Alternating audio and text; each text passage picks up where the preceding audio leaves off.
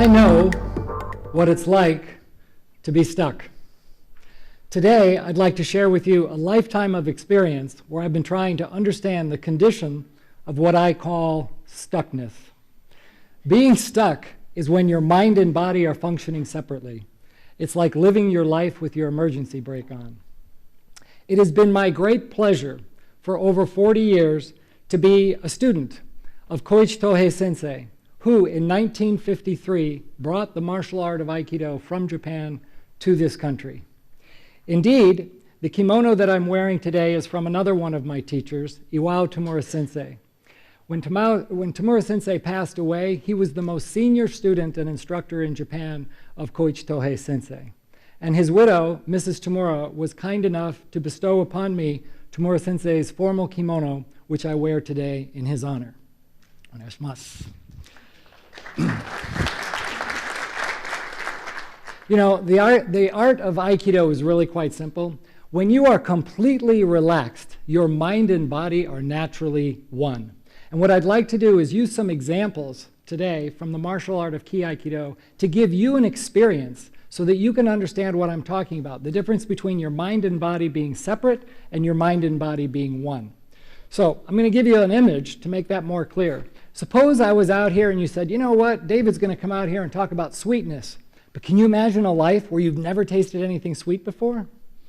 And I'm supposed to give you a lecture and help you understand it?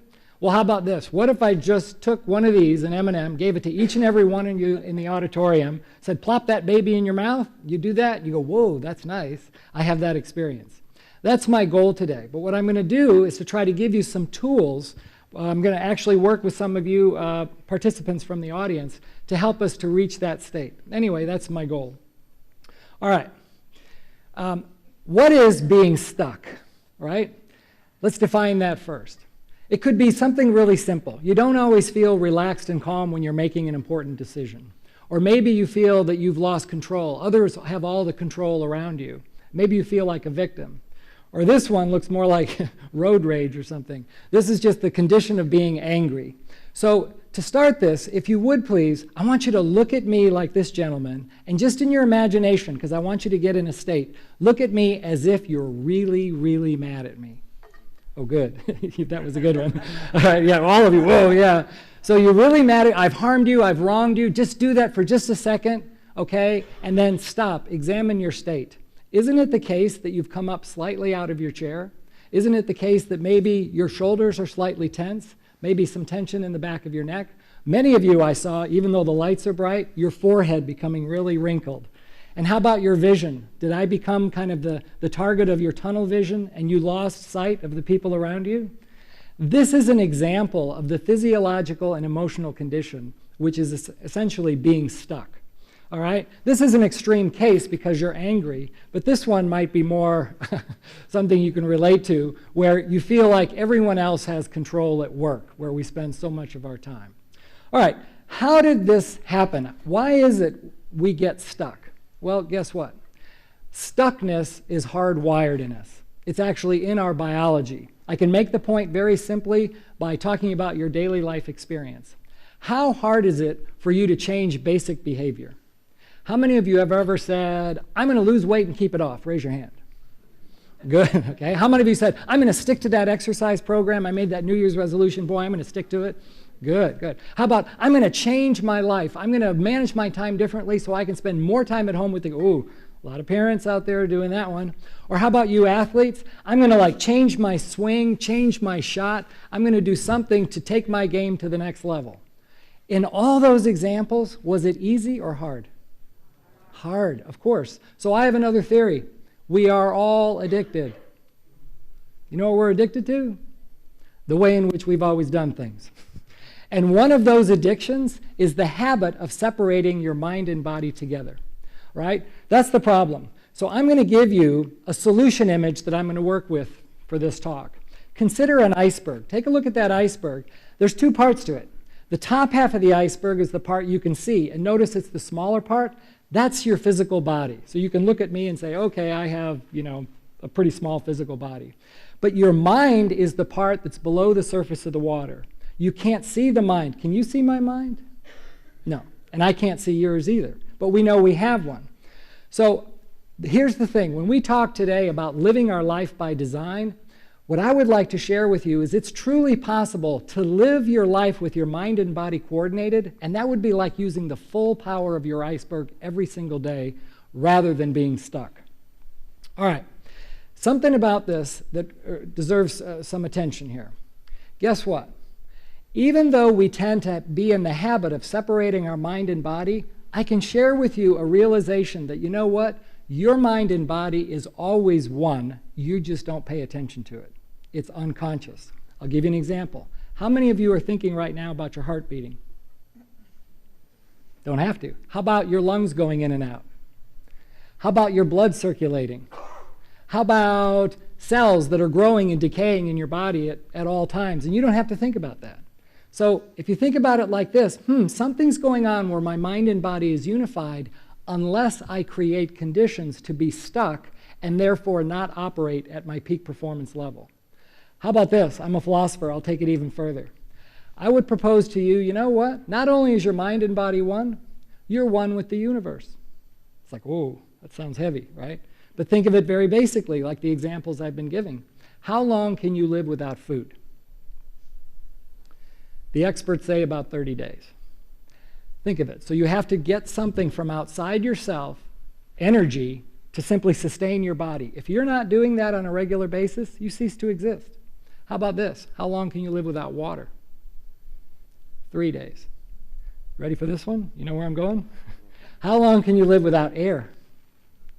If you're not exchanging food, water, and air at all times, that's your connection to the universe itself, but it goes unnoticed. So what's the significance of this? The significance is, in daily life, you are the ones that cause tension and separation, that cause you to be stuck by walking around with a worldview that we're all separate. It's me versus you, us versus them. Or here's a big one, employees versus management. It's like there's tension in everything we do, but it's a frame of reference that I think we're addicted to, that we carry around with us. All right, let's see if we can make this more clear by doing some physical examples, kind of some kinesthetic things. I'm going to ask for some help from people from the audience here that have been kind enough to volunteer, or voluntold, I'm not quite sure. All right.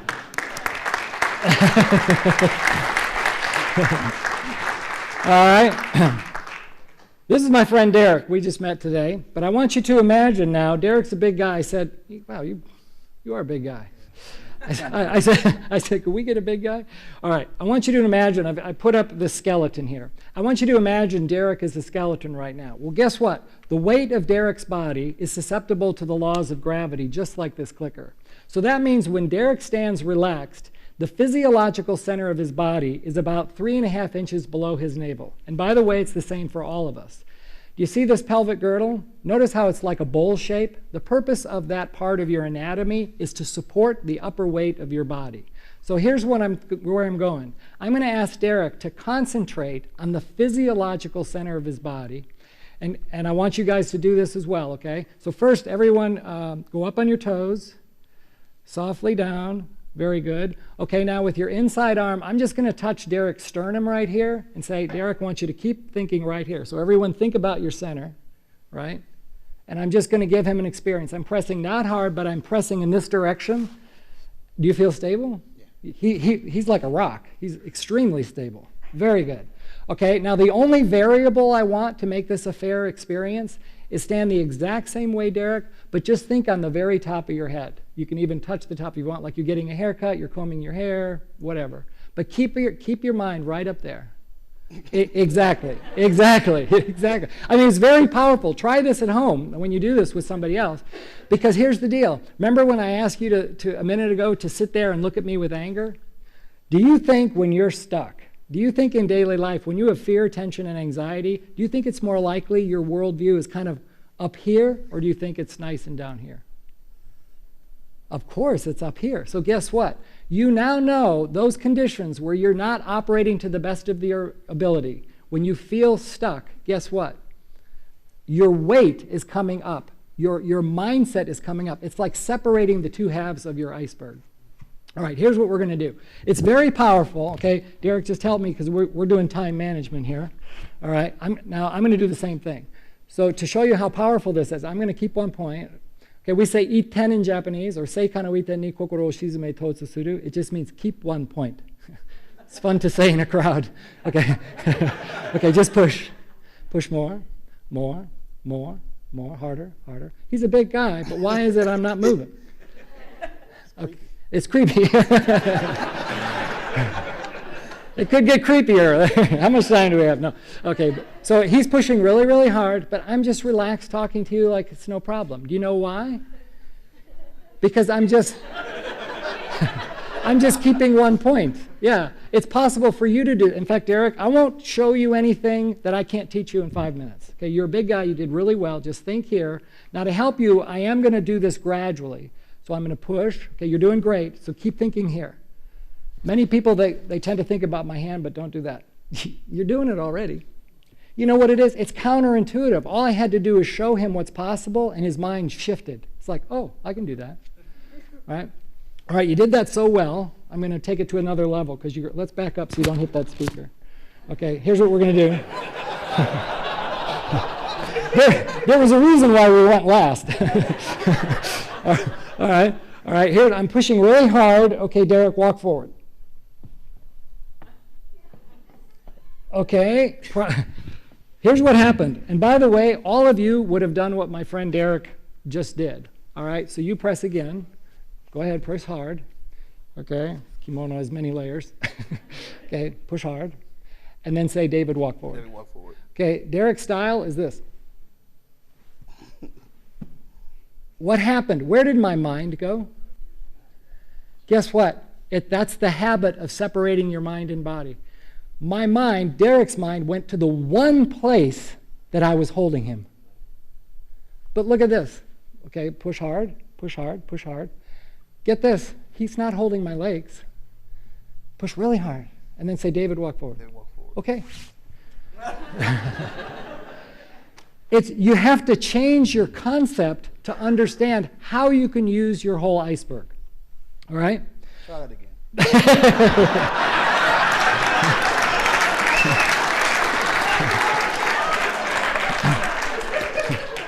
I told you this was going to be fun.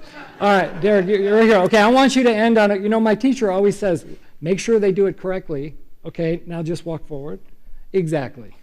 Yeah, I can't. Imagine, I'm this puny little guy. I can't hold you back. All right, let's do one more exercise. Okay, everyone, you can try too, okay? I want you to hold your right arm out straight, really tight. Use all your muscles. That's why, look at that. Oh, you're huge.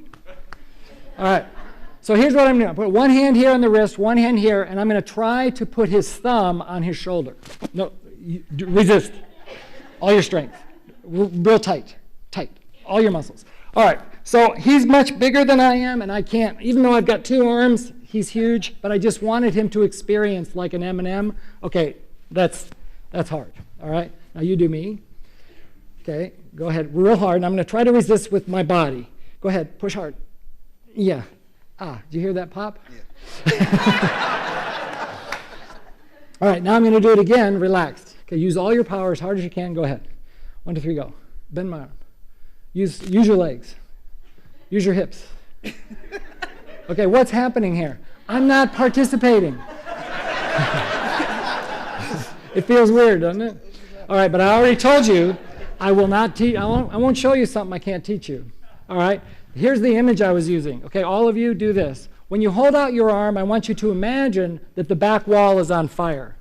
Okay? And just like this picture, your one point now, Derek, is like a fire hydrant. And water is gushing out your arm, so much so that with your fingers, you can spray the black wall. Exactly. Now, probably, that's right. Yeah. Now, it feels like I'm not even pressing on you, right? You know why? Because he's not pressing back. It's not you versus me, us versus them, employees versus management. If you just change and accept how connected you already are, amazing things develop. All right, let's thank Derek and the others.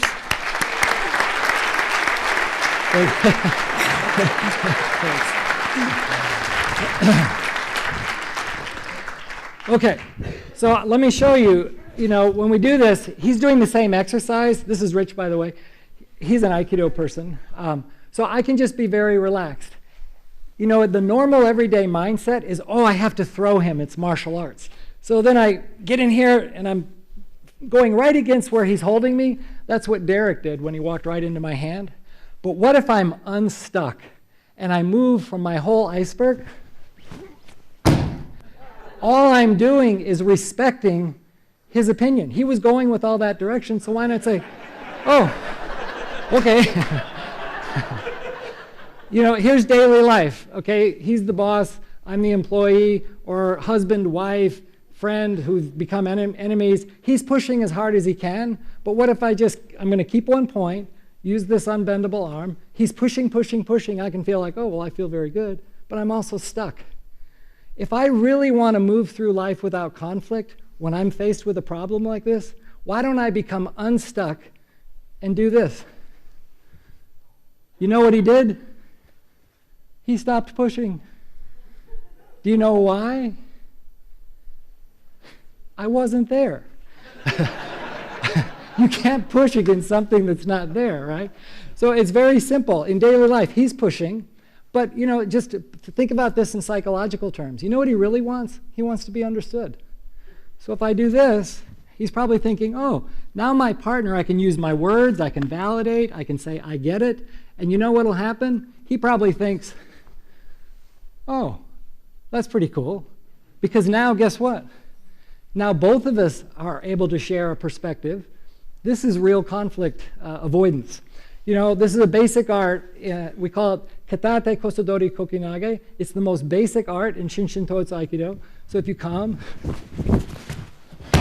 okay, all I'm doing is respecting his power. If he comes again, don't move. Just move with him, right? Say shomanuchi. Just move. Yes. Or tsuki, maybe a front punch. That's it. And whoop. So all I'm doing is getting out of the way. He comes, I say, thank you very much. Let's go this way. You okay? Okay. A small demonstration. Okay, now, so daily life. What does this mean for daily life? We started out saying when you go through life, you're very, very busy, but often you feel stuck. What we learned in these exercises, you can remove the stuckness in your own mind and begin to live your life with the full power of your iceberg. I'll give you 3 examples. At home, in athletics, and at work. At home, shouldn't we be the best we can be with our loved ones? But think of it. Isn't it the case the most trivial arguments, the most trivial misunderstandings, that when you complete the other person's sentences before they've finished and it turns out your answer is wrong? This is daily life. But what if you were to choose, instead of being stuck, as soon as you feel your center rising, as soon as you feel that tension, wouldn't it be great? In a nanosecond, you can say, boom, keep 1 point. And your whole world changes. You become calm, relaxed, you see clearly. How many people does it take to have an argument? So what if you choose not to participate in being stuck and be willing to move to adopt and understand what the person is really thinking or doing, and they're probably going to be likely to do the same for you. How about this in athletics? Last example, last sweetness exercise. Hold out your hand as tight as you can. Just stick it out like that. Oh, you're a great audience, thank you. And shake it as fast as you can. I see there's a lot of frustrated athletes. Okay, good. Now relax your hand. Shake it as fast as you can. Which is faster? Of course. Well, guess what? I have a surprise high school physics slide. Right? Can you change the mass of your hand? Can you change the acceleration of your hand? Yes. That's why, peak performing athletes, they understand speed and power is also a function of relaxation. And when you're completely relaxed, your mind and body are one. Finally, work. The average life expectancy is 27,500 days. You're going to spend 1/2 to 2/3 of those days at work. Why not choose to be a positive vehicle for change? In a big business, there's many perspectives, and you always have the opportunity, instead of being stuck, to say, let me understand finance, merchandising, operations, human resources, or if it's a school or a government, there's an always opportunity for you to make a difference. And as long as you're going to spend your life at work, why not choose to make it like church, the temple, the synagogue, and as an opportunity to be the very best you can be? I'd like you to leave one thought, or I would like to leave giving you one thought. You know, I've been teaching this stuff for a long time, but the older I get, the more I think, here's an idea worth spreading. Wouldn't it be great if every elementary school child, every high schooler could learn an option rather than becoming hardwired to be stuck, to actually learn these basic principles that are so easy to understand and give everyone an opportunity to truly live their life by design. Thank you very much.